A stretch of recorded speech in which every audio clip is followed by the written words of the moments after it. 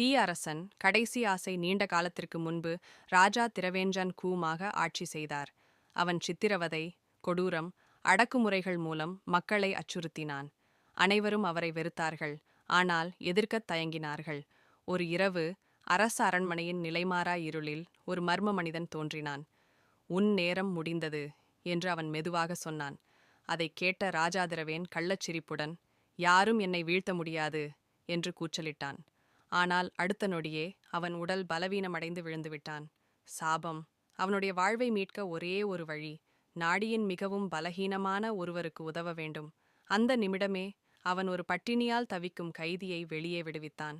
அதே தருணத்தில் சாபம் நீங்கியது. ராஜா திரவேன் மகிழ்ச்சியுடன் சிரித்தான். ஆனால் அப்போது கைதி மெதுவாக அவனை பார்த்து ஒரு சலிப்பான சிரிப்புடன் சொன்னான், நான் தான் அந்த மர்ம மனிதன். ராஜா அதிர்ச்சியடைந்து பின் சென்றான். ஆனால் திடீரென அவனை சூழ்ந்த இருள் அவனை விழுங்கிக் கொண்டது.